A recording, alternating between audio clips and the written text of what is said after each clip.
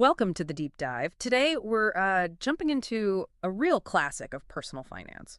Robert T. Kiyosaki's Rich Dad, Poor Dad. Yes, a big one. Definitely. For so many people, this book just completely flipped the script on, money, investing, wealth, all through this story of two very different dads. Right. Two very different philosophies. So our mission today is really to pull out the core ideas, the big takeaways from the book, give you a shortcut to Kiyosaki's, well, often provocative thinking, without you needing to read the whole thing cover to cover. Yeah, exactly. And the book, it's really aiming to, spark that financial education that Kiyosaki felt was, well, missing from regular schools. Yeah. It's meant to be a real mind shift. Okay, so let's get into it. What made it so impactful? It all starts with that central contrast, right? Yeah. Between his poor dad, his actual father, and rich dad, his friend's dad. That's the core, yeah. That comparison drives everything. So what was that like, the very first big lesson from Rich Dad that really sort of shook things up for Kiyosaki? Well, the first big one, the real game changer for Kiyosaki, was this idea that, well, the rich don't work for money. Not in the traditional sense. Okay. Unpack that a bit. So, poor dad, like most people, right, believed in getting a good job, working hard for a salary, job security, trading time for cash. That's your path. Exactly. But rich dad, he was focused on making money work for him through things like investments, businesses, passive income streams. Right, and he has that quote, doesn't he? Something like, The poor and the middle class work for money. The rich have money work for them. exactly. So simple, but wow, it flips everything on its head. It's moving from just effort to building a system. Precisely. It's about acquiring assets that generate income, not just earning a wage. Which, okay, that brings us nicely to the next key thing, financial literacy. Really Yeah. getting the difference between assets and liabilities. Absolutely critical. This is fundamental to how Rich Dad viewed wealth building versus just spending. And this is where things get a bit controversial for some people because he takes that common example, your own home. Right.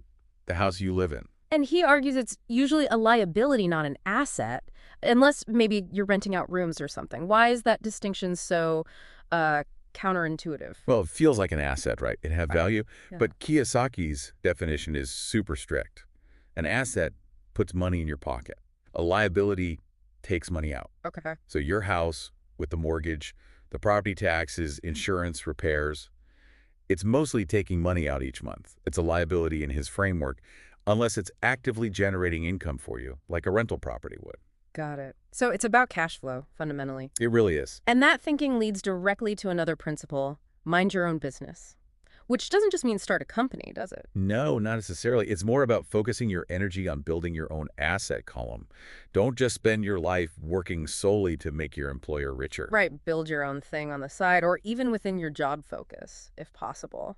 Exactly. It could be a side hustle, investing in real estate, learning about stocks, index funds, anything that builds your wealth, your assets, independent of your main paycheck. Okay, so that leads kind of naturally into the whole taxes thing and the power of corporations he talks about. This bit gets interesting. Yeah, he argues that understanding taxes and how corporations work is a huge advantage the rich use legally. Oh, so? Well, for example, a corporation can often pay for certain expenses, maybe a car used for business, travel, sometimes even health premiums before taxes are calculated. An employee earns, gets taxed, and then pays expenses. So the order matters a lot. It can make a huge difference. Kiyosaki's point is the tax system has rules, and financial literacy helps you understand and use those rules, often through structures like corporations, to minimize the tax burden legally. So it's not just earning, it's about understanding the whole financial game, the rules. Definitely, and applying them, which takes, effort and maybe a bit of courage. Yeah. It connects to the next idea, actually. Mhm. The rich invent money. Okay, invent money. That sounds a little out there, maybe, like printing it in the basement. No, not quite like that.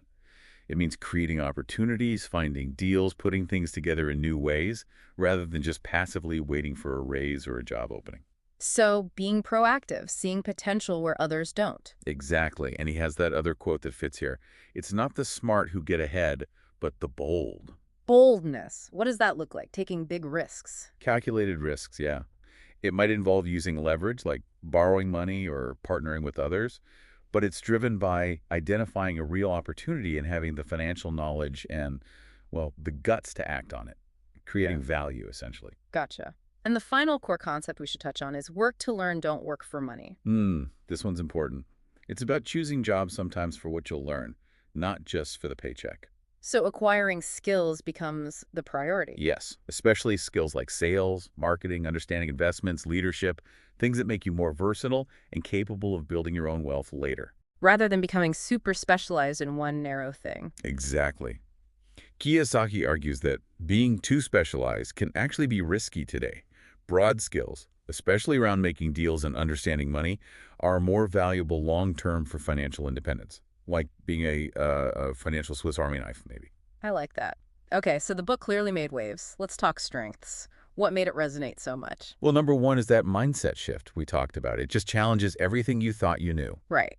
And the language is simple, isn't it? Simple language, powerful message, makes complex stuff feel, well, accessible. Definitely. And the focus on financial education is huge. It really drills home that you need to learn this stuff yourself. School won't do it for you. Yeah. Plus, the relatable storytelling, that contrast between the two dads, it's really engaging. It pulls you in. It does. And it's definitely inspired a lot of people towards, entrepreneurship and self-reliance. For sure. But, okay, it wasn't perfect. There were criticisms too, weren't there? Oh, absolutely. A big one seems to be the lack of concrete how-to steps. It gets you fired up, but doesn't exactly tell you what stock to buy or how to structure a real estate deal. That's fair. It's much more motivational, philosophical than a practical guidebook. You need other resources for the specifics. And what about its view on jobs? Yeah, the oversimplified view of employment. Some critics feel it paints having a job as purely negative, like a trap, and doesn't really acknowledge, career satisfaction, stability, or using a job to get startup capital. Right, there's nuance there. Definitely. And then there's that whole thing about, well, was Rich Dad even a real person? The anecdotal evidence issue? Kiyosaki's been a bit vague, and the lack of clear verification of Rich Dad does make some people question the credibility of the stories, even if the principles hold up. Raises an eyebrow for some. He does. And finally, some point to the risky financial advice, or at least the implication of it, the emphasis on leverage, on debt, on being bold. Could lead people down a dangerous path if they don't know what they're doing. Exactly. Without a strong financial foundation and understanding of risk management, jumping into big leverage deals because the book inspired you, well, that could end badly. Okay, so thinking about all this, the good and the bad, who should really, pick up this book? Or who's this deep dive really for? Well, I think it's great for young professionals starting out. Definitely for entrepreneurs or anyone thinking about it. Yeah, and maybe anyone feeling kind of stuck, that paycheck to paycheck grind. Absolutely. And parents or educators, too. Yeah. It offers a totally different way to talk to kids about money than the usual save your pennies advice. So if we boil it all down, the core differences between the two dads' views are pretty stark across the Literally. board. Let's just take them off. Okay. Job security. Poor dad valued it above all. Rich dad saw it as limiting, focused on assets. Right. Education. Poor dad school, degree, safe job.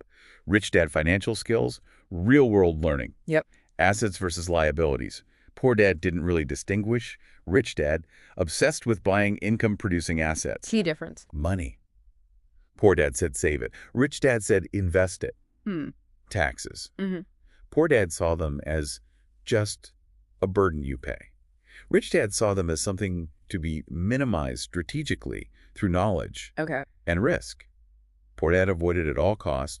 Rich dad manage it, understand it, take calculated risks. Wow, yeah. Laid out like that, it's night and day. It really is two completely different financial realities he's describing. So I guess the takeaway is Rich Dad, Poor Dad, despite any criticisms, it's still pretty foundational if you want to fundamentally change how you think about money and wealth building. Totally. It might not give you the step-by-step investment plans. Maybe the stories are embellished, who knows?